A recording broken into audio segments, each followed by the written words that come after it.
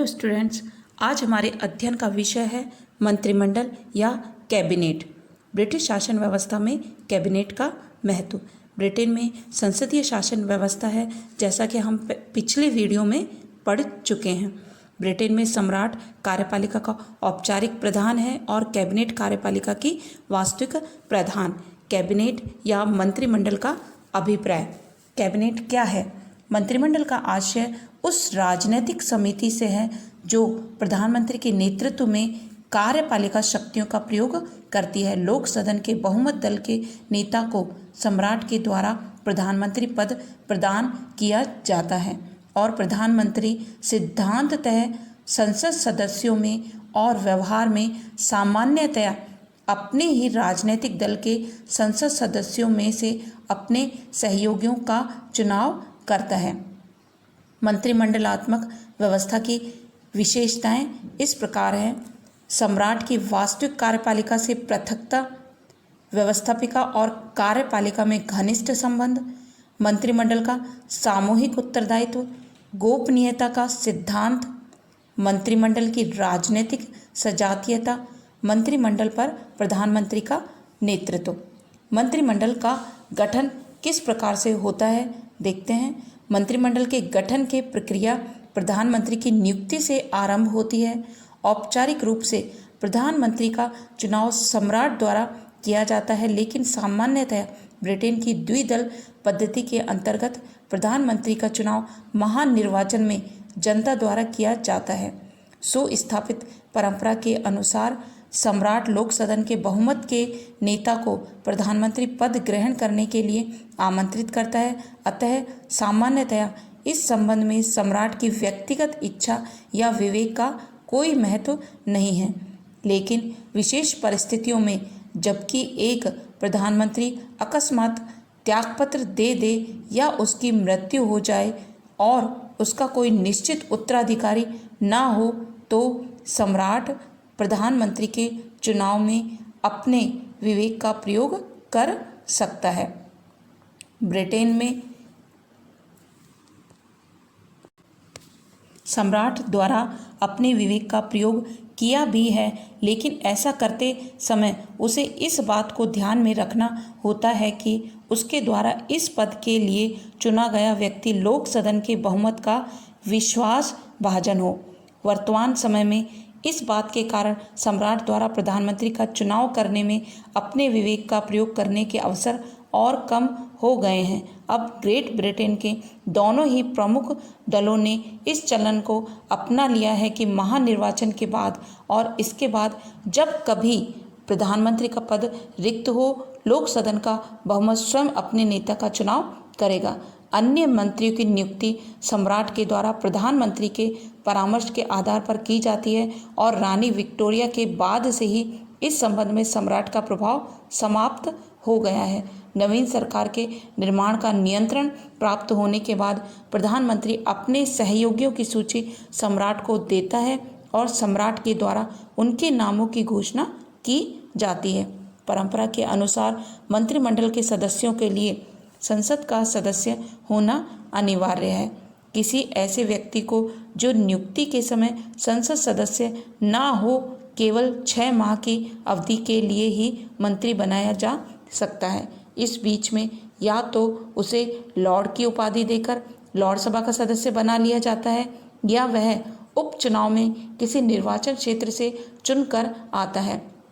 मंत्रिमंडल में दोनों ही सदनों के प्रतिनिधित्व प्रदान किया जाता है। सामान्यतया प्रत्येक कैबिनेट में 4 मंत्री लॉर्ड सभा में से होते हैं। यद्यपि इस प्रकार की कानूनी व्यवस्था नहीं है, इसके अतिरिक्त प्रधानमंत्री को अपने सहयोगियों का चुनाव करने में अपने दल के अंदर विभिन्न व्यक्तियों की स्थिति, विभिन्न भौगोलिक क्षेत्रों और समुदायों के प्रतिनिधित्व, सदस्यों की दक्षता और उनकी समाज सेवा की भावना आदि का भी ध्यान रखना होता है। सहयोगियों का चुनाव निश्चित रूप से एक कठिन और महत्वपूर्ण विषय है, क्योंकि मंत्रिमंडल की सफलता सही सहयोगियों के चुनाव पर ही निर्भर करती है। मंत्रिमंडल की सदस्य संख्या निश्चित करना, उनके स्तर निर्धारित करना और उनके विभागों का वितरण करना प्रधानमंत्री का कार्य है। मंत्रिमंडल का निर्माण हो चुकने के बाद भी प्रधानमंत्री मंत्रिमंडल में कोई भी परिवर्तन कर सकता है। किसी एक राजनीतिक दल को यदि लोक सदन में स्पष्ट बहुमत प्राप्त न होने पर संयुक्त मंत्रिमंडल या संकट की स्थिति में राष्ट्रीय मंत्रिमंडल का निर्माण किया जा सकता है। युद्ध काल में मंत्रिमंडल की भी एक आंतरिक समिति के रूप में युद्ध मंत्रिमंडल का गठन किया जा सकता है, जैसा प्रथम और द्वितीय विश्व युद्ध के समय ब्रिटेन में किया गया था। मंत्रिपरिषद और मंत्रिमंडल के भेद निम्न रूपों में स्पष्ट किए जा सकते हैं। साधारणतः लोग मंत्रिमंडल तथा मंत्रिपरिषद को एक ही संस्था मान लेते हैं, लेकिन वे दोनों एक दूसरे के पर्यायवाची नहीं हैं। दोनों में कुछ अंतर है। आकार संबंधी भेद। मंत्रिमंडल का आकार मंत्रिपरिषद की तुलना में बहुत छोटा होता है। मंत्रिपरिषद में सामान्यतः 70 से लेकर 90 तक सदस्य होते हैं, किंतु मंत्रिमंडल के सदस्यों की संख्या 18 से 22 के बीच होती है। पद संबंधी भेद। दोनों का महत्वपूर्ण अंतर पद संबंधी है। समस्त राजनीतिक कार्यपालिका को मंत्रिपरिषद के नाम से जाना जाता है और इसमें कई श्रेणियों के सदस्य होते हैं, जैसे मंत्रिमंडल स्तर के मंत्री जो मंत्रिमंडल के सदस्य होते हैं। इनमें से कुछ किन्हीं विशेष विभागों के प्रधान होते हैं और कुछ बिना विभाग के मंत्री होते हैं। मंत्रिमंडलीय स्तर के वे मंत्री जो मंत्रिमंडल के स्थायी सदस्य नहीं होते हैं, वरन मंत्रिमंडल की केवल उन्हीं बैठकों में शामिल होते हैं जिनमें उनके विभाग से संबंधित विषयों पर विचार किया जाना हो। अन्य मंत्री, राज्य मंत्री, संसदीय उप सचिव, जूनियर लॉर्ड, संसदीय निजी सचिव आदि। मंत्रिपरिषद के सदस्यों की इन विभिन्न श्रेणियों में से केवल प्रथम श्रेणी के सदस्य मंत्रिमंडल के सदस्य होते हैं। इस प्रकार मंत्रिमंडल का प्रत्येक सदस्य मंत्रिपरिषद का सदस्य होता है, लेकिन मंत्रिपरिषद का प्रत्येक सदस्य मंत्रिमंडल का सदस्य नहीं होता। वास्तविक रूप से मंत्रिमंडल के सदस्यों का पद मंत्रिपरिषद के अन्य सदस्यों की तुलना में उच्च होता है। वेतन संबंधी अंतर। कैबिनेट सदस्यों को मंत्रिपरिषद के अन्य सदस्यों की तुलना में अधिक वेतन प्राप्त होता है। कार्य और शक्ति संबंधी कुछ अंतर है। मंत्रिमंडल के सदस्यों और मंत्रिपरिषद के सदस्यों में इससे संबंधित कार्य और शक्ति से जो अंतर है वो इस प्रकार है। इस दृष्टिकोण से मंत्रिमंडल के सदस्य अधिक महत्वपूर्ण होते हैं और मंत्रिपरिषद के सदस्य कम महत्वपूर्ण। मंत्रिमंडल के सदस्य सामान्यतः विभिन्न प्रशासनिक विभागों के अध्यक्ष होते हैं। उनके द्वारा समस्त प्रशासनिक व्यवस्था से संबंधित महत्वपूर्ण बातों के संबंध में नीति का निर्धारण किया जाता है और उनके द्वारा विभिन्न विभागों में सामंजस्य भी स्थापित किया जाता है। मंत्रिपरिषद के सदस्यों को इस प्रकार का महत्वपूर्ण कार्य नहीं करना होता। इसके बावजूद मंत्रिपरिषद और मंत्रिमंडल दोनों ही राजनीतिक कार्यपालिका के अंग हैं। प्रधानमंत्री का त्यागपत्र न केवल मंत्रिमंडल वरन समस्त मंत्रिपरिषद का त्यागपत्र समझा जाता है। शासन का आधार बिंदु होने के कारण मंत्रिमंडल के कार्य बहिर्मुखी हैं। वर्तमान समय में मंत्रिमंडल को कार्यपालिका क्षेत्र में अतिरिक्त विधायी, प्रशासनिक और न्यायिक क्षेत्र में भी महत्वपूर्ण शक्तियां प्राप्त हैं। कार्यपालिका संबंधी कार्य। मंत्रिमंडल ही ब्रिटेन की वास्तविक कार्यपालिका है और इस रूप में उसके द्वारा व्यापक शक्तियों का प्रयोग किया जाता है, जैसे राष्ट्रीय नीति निर्धारित करना। मंत्रिमंडल का सबसे अधिक महत्वपूर्ण कार्य राष्ट्रीय नीति निर्धारित करना है। कार्यपालिका का सर्वोच्च नियंत्रण। शासन की समस्त कार्यपालिका शक्ति का प्रयोग वास्तव में मंत्रिमंडल के द्वारा ही किया जाता है। मंत्रिमंडल में विभिन्न विभागों के अध्यक्ष होते हैं। वे अपने विभागों का संचालन करते हैं और उनके कार्यों की देखभाल करते हैं। सम्राट की समस्त कार्यपालिका शक्तियों का प्रयोग मंत्रिमंडल ही करता है।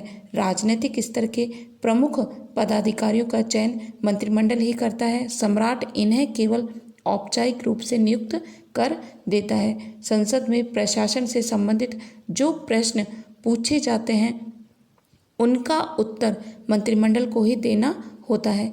इसी प्रकार संसद में मंत्रिमंडल व प्रशासन में विविध विभागों के कार्यों की जो आलोचना की जाती है उन्हें दृष्टि में रखते हुए मंत्रिमंडल को प्रशासन के दोष दूर करने का प्रयत्न करना होता है। मंत्रिमंडल का समन्वयकारी कार्य प्रशासन की सुविधा के लिए सरकार को विभिन्न प्रशासनिक विभागों में विभाजित कर दिया जाता है, लेकिन इन विभागों में विभाजित होने पर भी सरकार से एक प्रकार की आंगिक एकता पाई जाती है और सुशासन के लिए प्रशासन के विभिन्न विभागों में समन्वय नितांत आवश्यक है।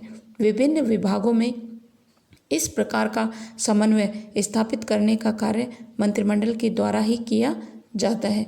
मंत्रिमंडल समस्त विभागों में नीति संबंधी समन्वय स्थापित करता है और इस बात का प्रयत्न करता है कि विभिन्न विभागों में अधिकार क्षेत्र संबंधी विवाद उत्पन्न न हों तथा उनके द्वारा परस्पर सहयोग किया जाए। व्यवस्थापन संबंधी कार्य मंत्रिमंडल विधि निर्माण के क्षेत्र में भी संसद का नेतृत्व और पथ प्रदर्शन करता है। शासन की सर्वोच्च नीति और कार्यक्रम को क्रियान्वित करने के लिए आवश्यक कानूनों का निर्माण भी मंत्रिमंडल का ही कार्य है। सरकारी अधिकारी वैधानिक परामर्श के आधार पर विभिन्न विधेयकों का प्रारूप तैयार करते हैं और मंत्रिमंडल उन्हें अंतिम स्वीकृति देता है तथा संसद में प्रस्तावित करता है और बहुमत के समर्थन से उन्हें पास कराता है। अपने राजनीतिक दल को बहुमत प्राप्त होने के कारण मंत्रिमंडल का संसद पर नियंत्रण रहता है और मंत्रिमंडल ही समस्त विधि निर्माण कार्य के लिए उत्तरदायी है। संसद का अधिवेशन बुलाने और स्थगित करने का कार्य सम्राट मंत्रिमंडल के परामर्श से ही करते हैं और मंत्रिमंडल के परामर्श से ही लोक सदन को विघटित किया जाता है। संसद के अधिवेशन के प्रारंभ में सम्राट द्वारा पढ़ा जाने वाला भाषण भी मंत्रिमंडल ही तैयार करता है। वित्तीय कार्य राष्ट्रीय आय व्यय का निर्धारण तथा बजट का निर्माण और उसे संसद में स्वीकृत कराना भी मंत्रिमंडल का महत्वपूर्ण कार्य है। बजट वित्त मंत्री अपनी देखरेख में तैयार कराता है, किंतु बजट के मूल प्रस्ताव और आधार मंत्रिमंडल द्वारा ही निश्चित किए जाते हैं। मंत्रिमंडल को लोक सदन के बहुमत का जो समर्थन प्राप्त होता है उसके कारण किसी भी कर या अनुदान की मांग में कोई कटौती लोक सदन के द्वारा मंत्रिमंडल की सहमति के बिना नहीं की जा सकती। इस प्रकार वित्तीय क्षेत्र में मंत्रिमंडल को शक्ति प्राप्त है और इस दृष्टि से ब्रिटिश मंत्रिमंडल अमेरिकी राष्ट्रपति से अधिक शक्तिशाली है, क्योंकि अमेरिकी राष्ट्रपति वित्तीय क्षेत्र में कांग्रेस की दया पर निर्भर करता है। अन्य कार्य जैसे राजा द्वारा क्षमा के विशेषाधिकार का प्रयोग मंत्रिमंडल विशेषतया गृह मंत्री के परामर्श पर ही करता है। राजा द्वारा उपाधियों का वितरण भी प्रधानमंत्री के परामर्श पर ही किया जाता है। ब्रिटिश सम्राट द्वारा देश और विदेश में की जाने वाली समस्त नियुक्तियां मंत्रिमंडल के परामर्श के आधार पर ही की जाती हैं। महत्वपूर्ण न्यायालयों के न्यायाधीश लॉर्ड चांसलर के परामर्श अनुसार ही सम्राट द्वारा नियुक्त किए जाते हैं। वास्तव में मंत्रिमंडल के अधिकार और कार्य बहुत ही व्यापक हैं। वह उन सभी कार्यों को करता है जो वैधानिक दृष्टि से सम्राट के अधिकार बताए जाते हैं। वर्तमान समय की प्रवृत्ति मंत्रिमंडल को और अधिक शक्तियां और कार्य प्रदान करने की है। धन्यवाद।